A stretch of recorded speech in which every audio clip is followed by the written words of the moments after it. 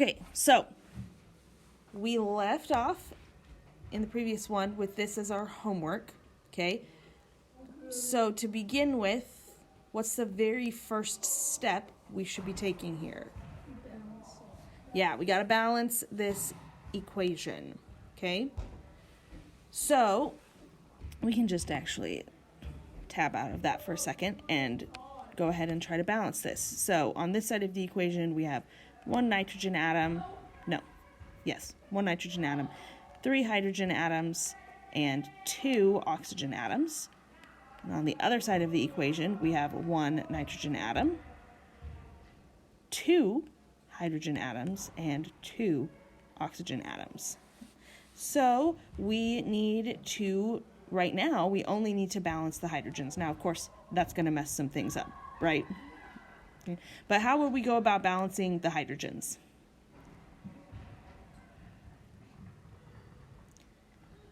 What would your recommendation be since we have 3 and 2? Okay. So if we put a 2 in front of the NH3, then that goes ahead and turns this into 6. And it also is going to then give us 2 nitrogen atoms, okay? And then what would you do to get the H on the other side to 6? Yeah, go ahead and put a 3 in front of the H2O, the only thing that has hydrogen in it, and that's going to change some things. It's going to change us to having 6 hydrogen, but it's also going to change us to having 3 oxygen on this side, right? But we also still need to fix the nitrogen now, right? How are we going to fix the nitrogen?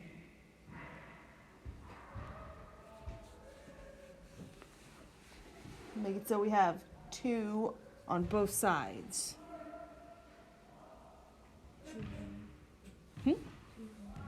2 NO. We're going to put the 2 in front of the NO here. So then that goes ahead and changes this to 2 nitrogen, but it's also going to change our oxygen again, right? Instead of having 3, now we're going to have 1, 2, 3, 4, 5, right? Or no? 5 is correct, yeah? Because we have 3 from the H2O, 3 times 0, or times 1, and then 2 in front of the nitrogen. So now we're going to have 5 of these guys, right? So that's a problem, right? Because we have an uneven number of oxygen on the right side of this equation, which means it's going to be hard to balance it with the O2. So how would you recommend fixing that? Make it 4 NH3? Okay. So if we do that, that changes this and this, right? Now we have 4N and we have 12H on this side. So how does that help us fix our oxygen problem? I can see where you're leading us. We got to change the number of nitrogens again, right? And we need it to be 4, correct? So that means we've got to change this number here to 4 as well, which gives us, oh, I didn't switch to eraser. Gives us 4 nitrogen, and it's going to change our number of oxygens as well. We're going to have 4 nitrogens, and then we're going to have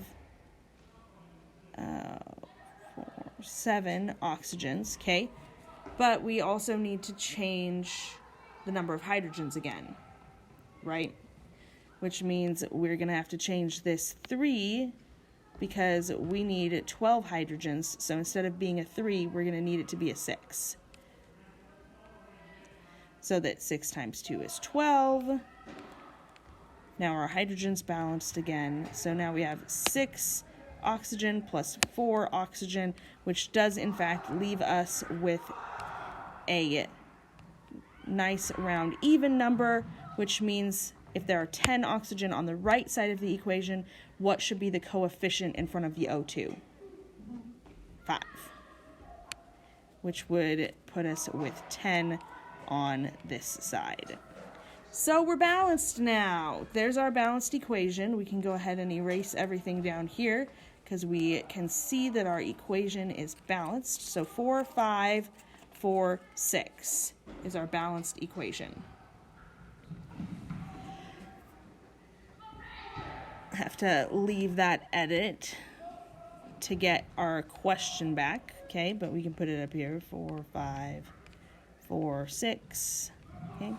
Now, we need to work our problem to get from grams of NH3 to moles of NO. Okay, so this is going to be a two-step problem. We're going to start in grams and need to convert to moles. So we'll need the molar mass of NH3. And then once we do that, we'll need to convert from moles of NH3 to moles of NO. So we will need the ratio between NH3 and NO, which we can get from our balanced equation, and we'll use that to convert. So let's do step 1, which requires us to have a molar mass for NH3.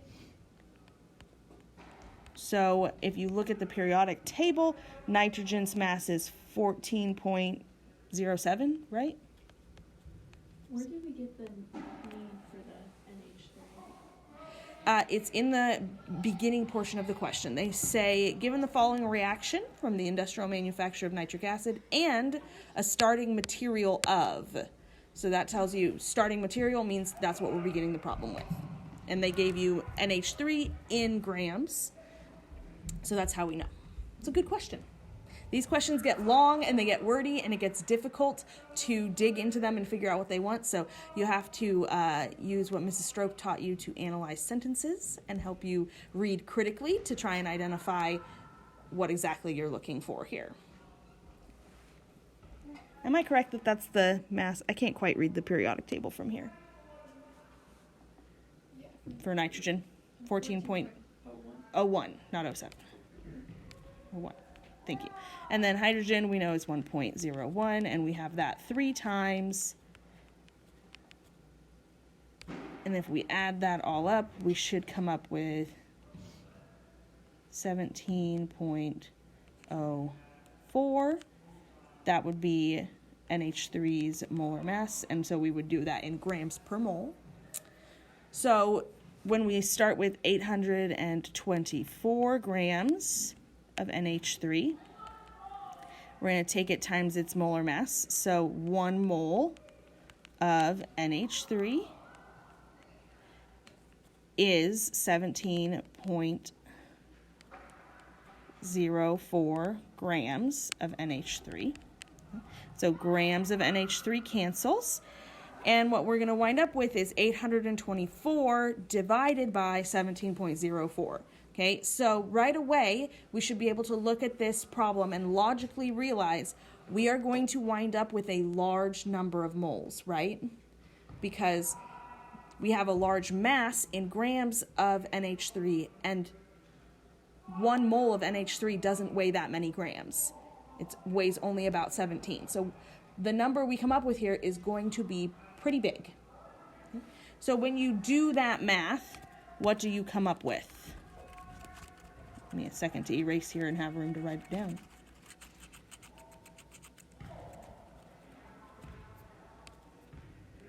What do we come up with when we divide 824 by 17.04? 48.36. And that would be in moles of NH3.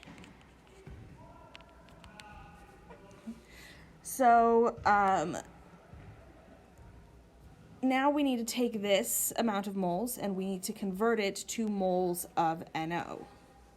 Okay, so we have 48.36 moles of NH3.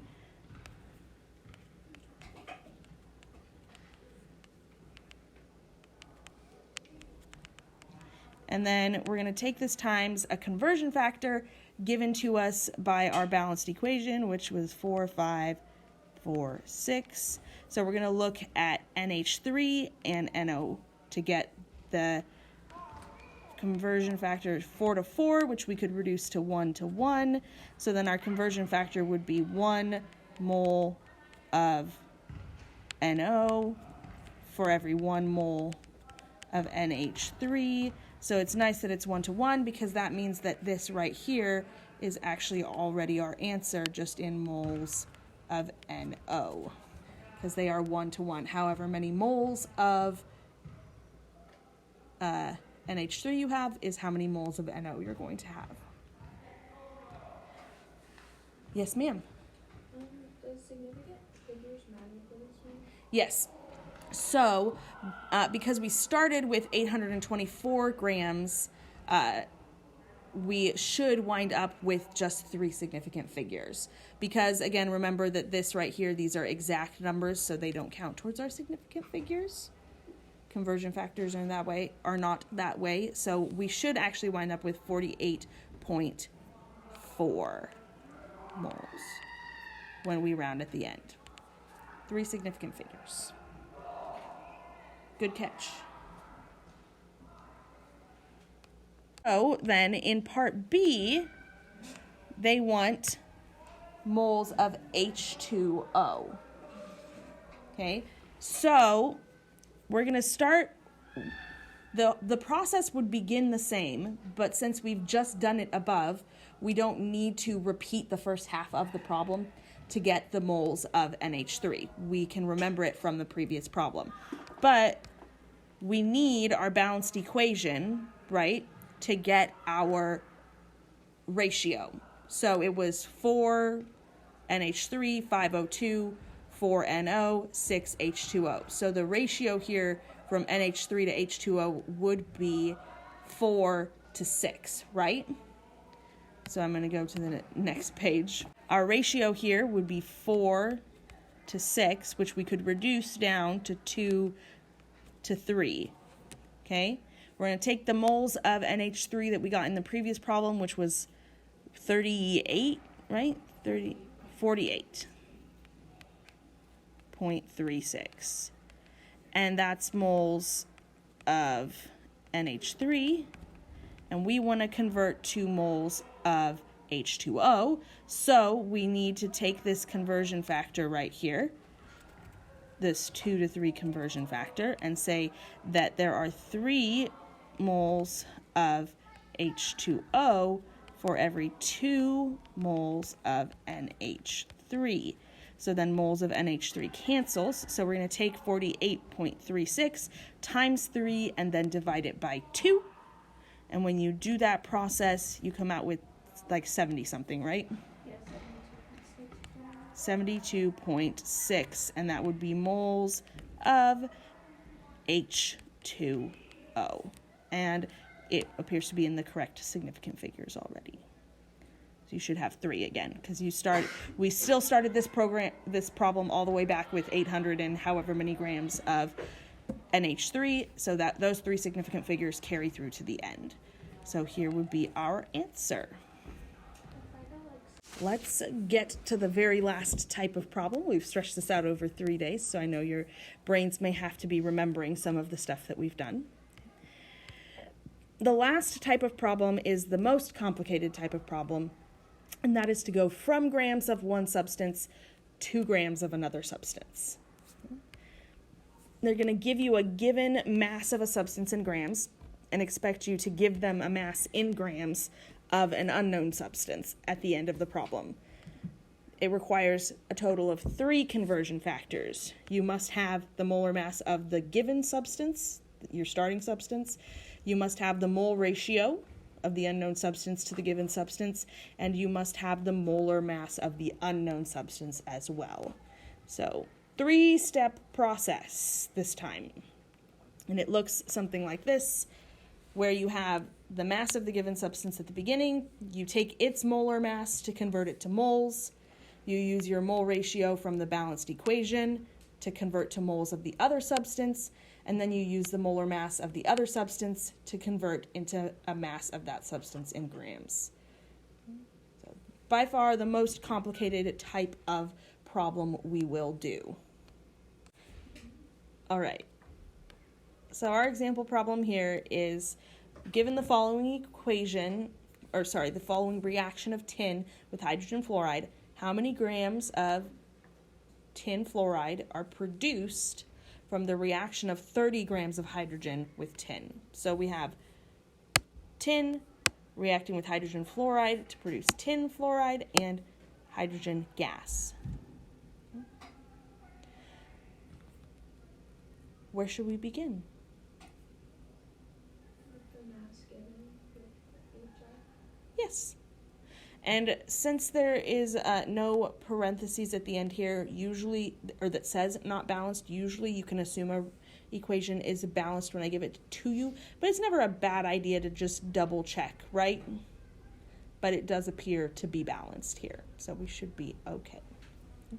So we're going to start with grams of hydrogen fluoride that they give us, and we're going to convert to moles of hydrogen fluoride, for which we need the molar mass of hydrogen fluoride. So we know the mass of hydrogen is 1.01, and the mass of fluoride from the periodic table is 18.99, right? Which you could round up to 19.00 if you wanted. So that would give us a total molar mass of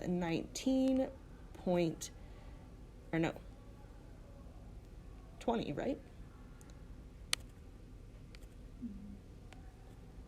That would bump everything up. So it should round up to 20.00, and that would be grams per mole of hydrogen fluoride. Okay, so we have a nice, pretty round number for our molar mass here, which is rarely happens, but we're going to roll with it, okay?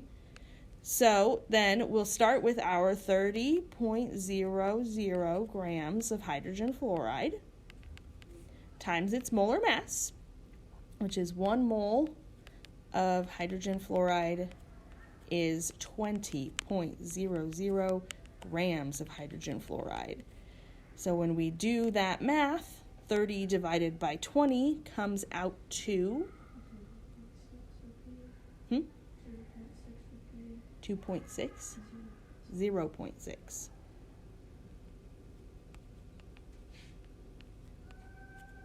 Like that. These are the simple problems that I always mess up, so I always just grab my calculator out to do it because I feel like I'm going to mess it up. You went the other way. Yes, in which case it would be. In this case, it works out nicely. We get 1.500, and that would be moles of HF. Okay, so 1.5 is where we're at right now, right? So now we can wipe the screen. We have 1.5 moles of HF, and we are trying to find out how many grams of SNF are produced. So we're going from hydrogen fluoride to tin fluoride. So we need the conversion factor between them. So it is a 2 to 1, right? So we are going to say for every 1 mole of tin fluoride, there are 2 moles of hydrogen fluoride, which means we need to take 1.5 and divide it by 2. When we do that, we get 0.75, and that would be how many moles of SNF2 we have, because moles of hydrogen fluoride cancel. And the last step then would be to go from moles of tin fluoride to grams of tin fluoride, for which we need a molar mass. So tin's mass from the periodic table is like 118, right? 118.71, yeah? And then fluorine, which we said was 18.99, but we have 2 of them.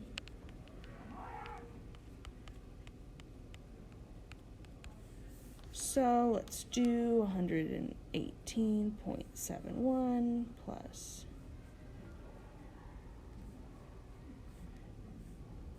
And I come out with, and you guys can double check me, 156.69 grams per mole. Yes? So now we can take this molar mass and we can go from our 0.75 moles of tin fluoride and take it times the molar mass, which is 1 mole is 156.69 grams. I can erase this mess over here.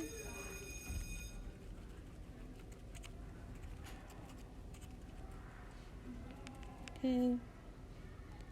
So, and this would be SNF2. When we do this math where we take 0.75 and divide it by 156.69, we get 0.004786 and more numbers after that. We started with 4 significant figures, and that is, I believe, the smallest number of significant figures we've worked with in this problem. I rounded some of the stuff that I showed up here, but that means we should have 4 significant figures in our answer. So we can either write 0.00478, and then it would actually wind up being 7 because the digit after that on my calculator is, after the 6 on my calculator is like 5, 2, and so on. Or if you wanted, you could write 4.787 times 10 to the negative 3. And that would be grams of SNF2. So what we can see here is if you want, more than like a partial thousandth of a gram of SNF2, you need to start with a pretty decent amount of hydrogen fluoride, right? Yes, ma'am. Does the mole have to be at the bottom so it can cancel out? Did I do this wrong? I bet I did. Yeah. Look at you guys catching me in all kinds of mistakes today. Let's just wipe that. Yeah, so we'd have 0.75 moles of SNF2. I'd like to say that I'm making the mistakes on purpose so that you guys can catch me, but I'm just off my game today. We do have moles, and we need the moles to cancel, so the 1 mole of SNF2 should actually be on the bottom, and that, what was our molar mass again? 156.69 grams of SNF2. And then we can cancel these, so in fact, we're actually taking 156.69 times 0.75, which comes out to a significantly larger number, more like 117.5175, and we still want that in 4 significant figures, so 117.5 grams of SNF2.